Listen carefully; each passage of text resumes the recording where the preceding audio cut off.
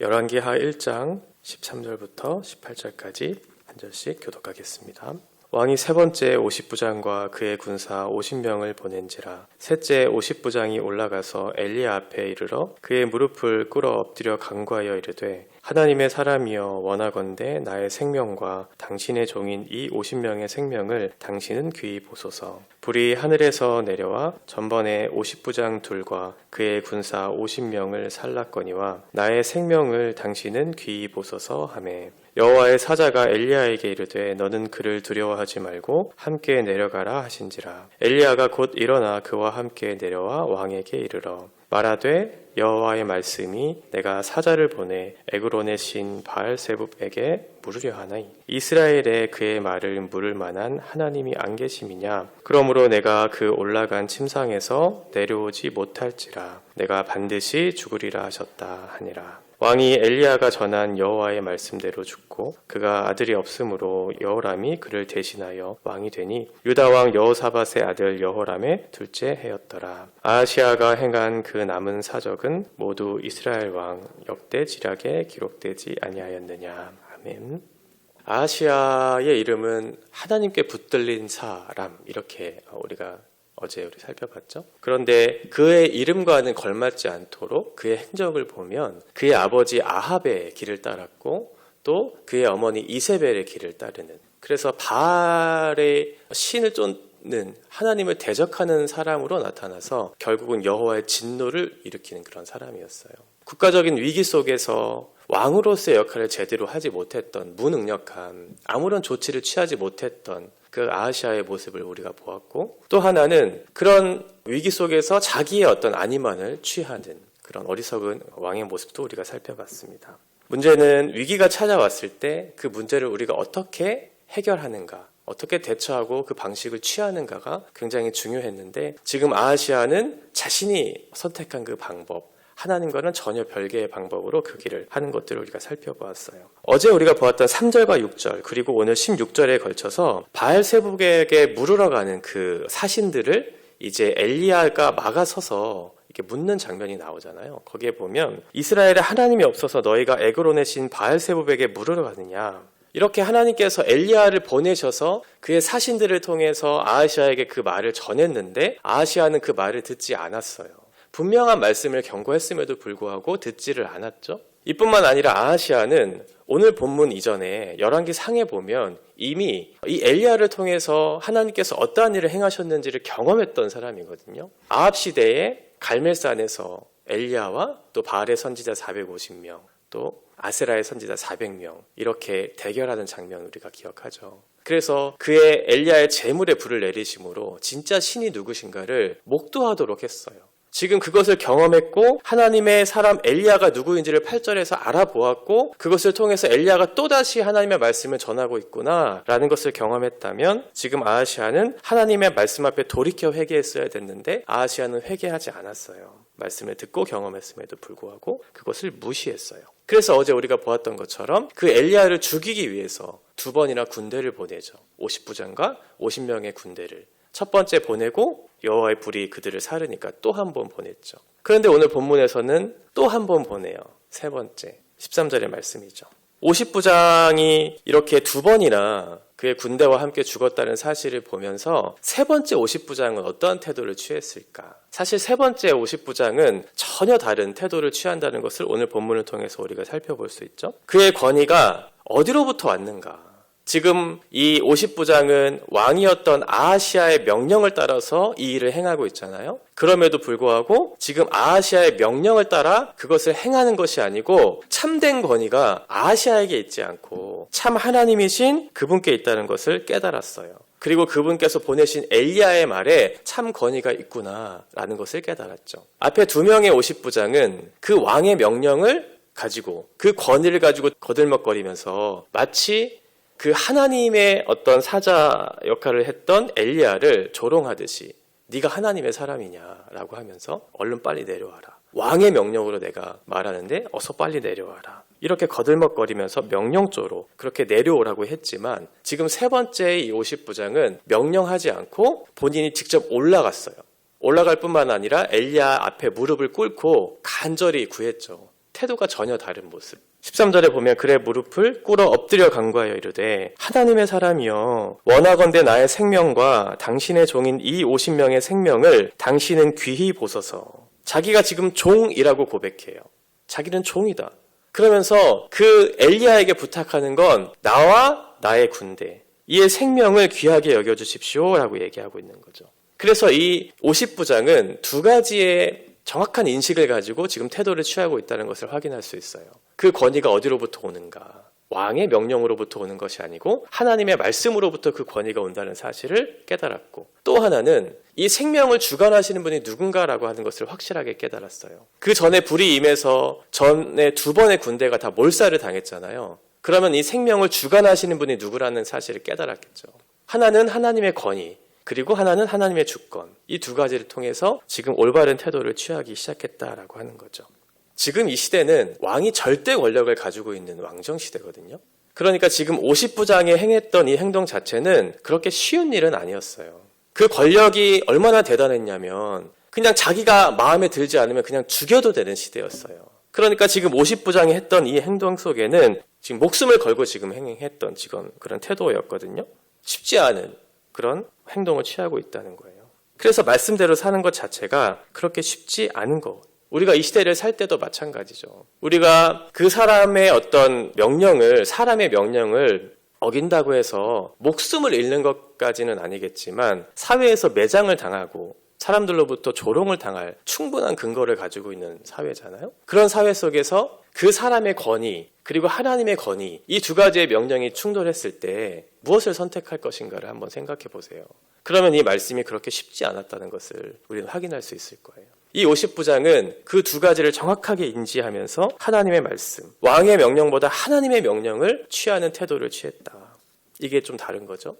그때 여호와의 사자가 다시 한번 엘리야에게 임하죠. 15절과 16절에 보면 여호와의 사자가 엘리야에게 이르되 너는 그를 두려워하지 말고 함께 내려가라 하신지라.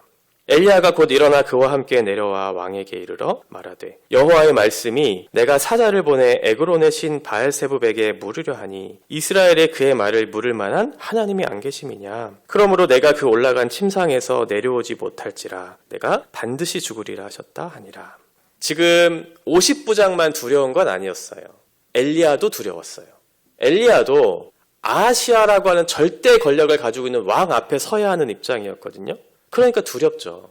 그런 두려운 상황 속에서 천사를 통해서 하나님께서 말씀해 주시는 거예요. 그를 두려워하지 마라. 함께 내려가라 이렇게 얘기하고 있죠. 내려가서 왕궁으로 들어가서 그 앞에서 해야 될 말은 지금 엘리야로부터 더 큰 두려움을 갖게 해요.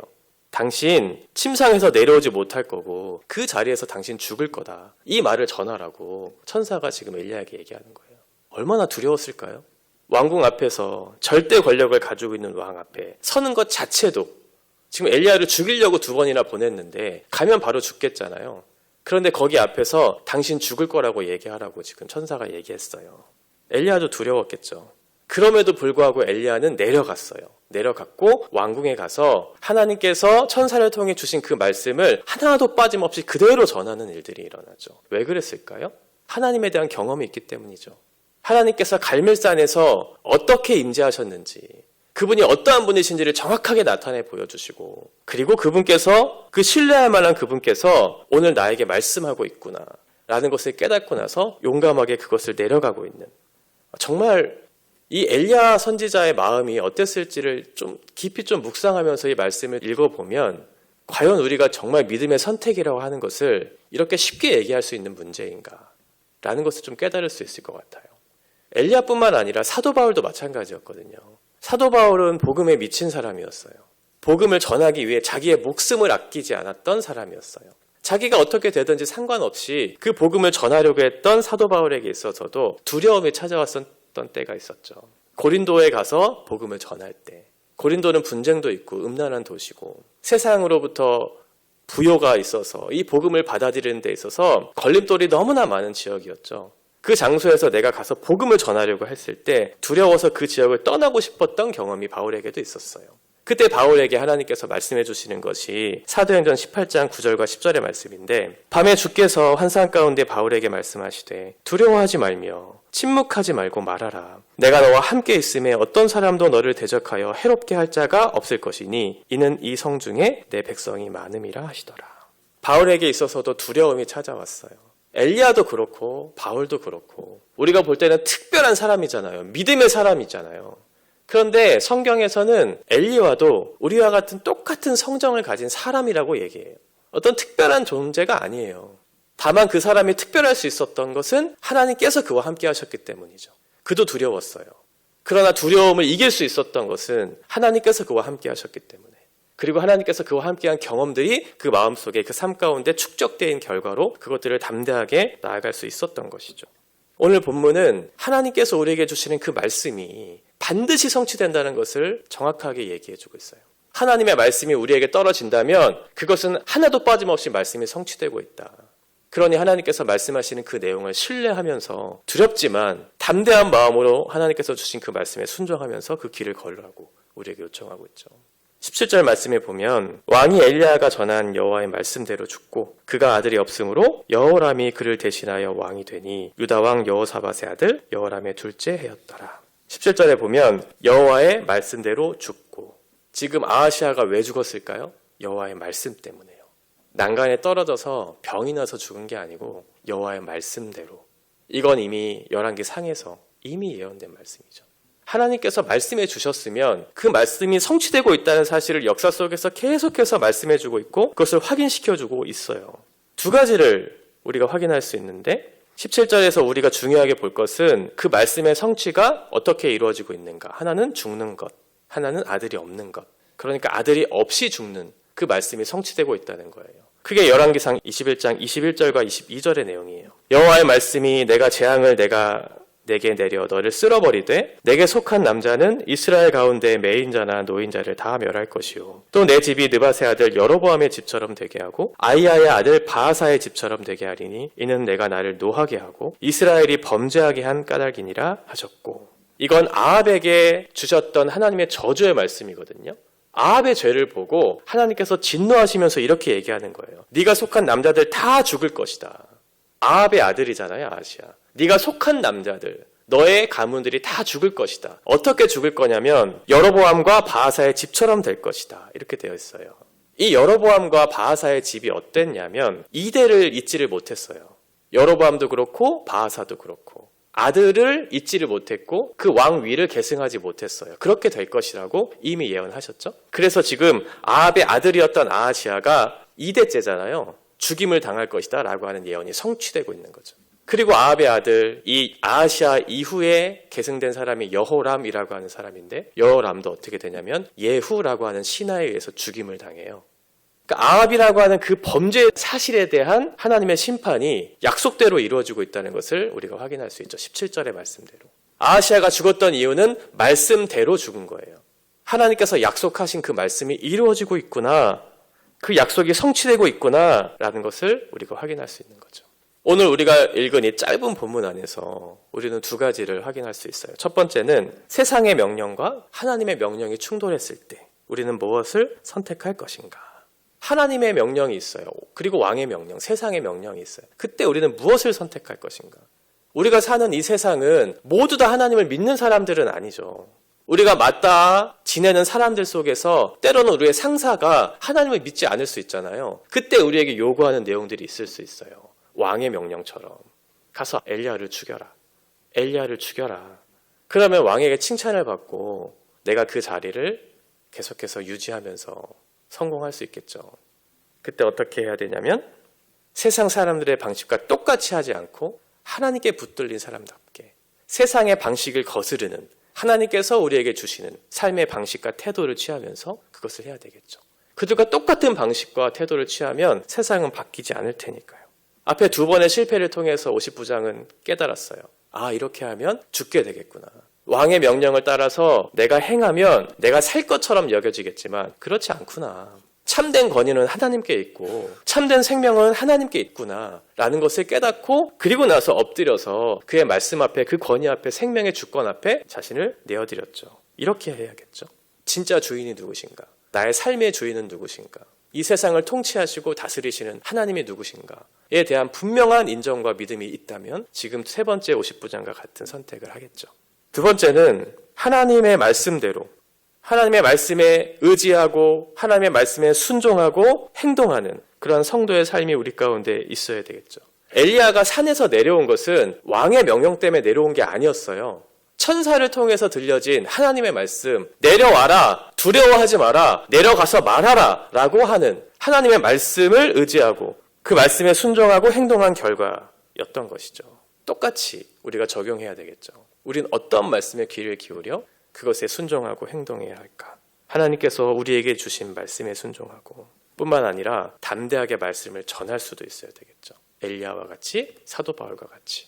그리고 그 말씀의 능력을 나타내는 삶을 살아내야 되겠죠. 그 말씀을 듣는 귀와 그 말씀을 전하는 우리의 입술과 우리의 삶을 통해 나타나는 우리의 발걸음이 하나님의 마음에 기울임을, 그래서 하나님께서 기뻐하시는 곳에 우리의 삶이 드려질 때 비로소 이 땅이 회복되는 역사가 일어날 것이라고 우리에게 약속해주고 있어요. 여호와 보시기에 너는 어떠한 길을 선택할 것인가? 여로보암의 길과 같이 악한 길을 택하고 아합의 길과 같이 악한 길을 택할 것인가? 아니면 하나님께서 기뻐하셨던 다윗을 통한 주신 그 길을 우리가 걸을 것인가? 라고 하는 그 메시지들이 계속해서 우리에게 전해지고 있어요. 세상은 우리를 두렵게 하죠. 두렵게 하고 그리고 그것이 우리에게 주어졌을 때 가장 좋은 것을 줄 것이라고 우리에게 유혹해요. 왕의 명령과 같이 너는 내 말을 잘 들으면 그 길을 걸으면 너는 성공할 거야 라고 그렇게 요청하죠. 그때 하나님께서 우리에게 말씀해 주세요. 두려워하지 말고 너는 가서 그 말씀을 전해라. 두려워 떨 때 한 발 내딛으면 두 발이 다음 발이 우리를 걷게 하는 것처럼 첫 번째 발을 내딛기가 힘들지 한 발을 내딛고 그러면 이곳이 안전하구나 라는 것을 확인되면 하나님께서 나와 함께하고 있다는 것이 확인되면 엘리야와 같이 다시 한번 이 위기의 상황 속에서도 두 번째 발을 걸을 수 있을 거예요. 그 첫 발을 내딛기가 너무 힘들기 때문에 우리가 두려워하는 거죠. 오늘도 믿음 안에서 말씀에 순종하는 작은 순종의 결과들이 우리 가운데 있었으면 좋겠습니다. 그러면 하나님께서 그 작은 순종의 결과들을 통해서 점점점 풍성한 열매들을 맺게 하실 것을 보게 될 것이기 때문에 그래요. 우리에게 주신 작은 순종의 자리가 어디인가? 우리가 용기를 내어서 우리가 발을 내딛어야 하는 그곳이 어디인가? 누군가에게는 작은 말 한마디가 될 수도 있겠고 누군가에게는 누군가에게 찾아가는 그런 용기가 필요할 때도 있을 것이고 그런 용기를 우리 가운데 허락해 주셔서 하나님의 복음이 더욱더 충만하게 확장되는 그 역사가 우리 가운데 우리를 통해서 이루어지는 그 일을 볼 수 있기를 위해서 같이 기도하는 그런 하루가 되셨으면 좋겠습니다. 같이 기도하겠습니다. 전능하신 하나님 아버지, 세상의 요구들이 강한 힘을 가지고 우리를 찾아옵니다. 그때 참 권위와 참 생명이 어디로부터 오는지를 기억하게 하셔서 그 문제 앞에 우리의 올바른 태도를 취할 수 있도록 우리에게 지혜를 허락하여 주옵소서. 두려움이 찾아올 때 말씀을 선택할 수 있는 용기를 주셔서 하나님을 나타내는, 하나님의 살아계심을 나타내는, 그래서 하나님을 전하는 삶 살 수 있도록 우리를 붙잡아 주옵소서. 예수님의 이름으로 기도합니다. 아멘.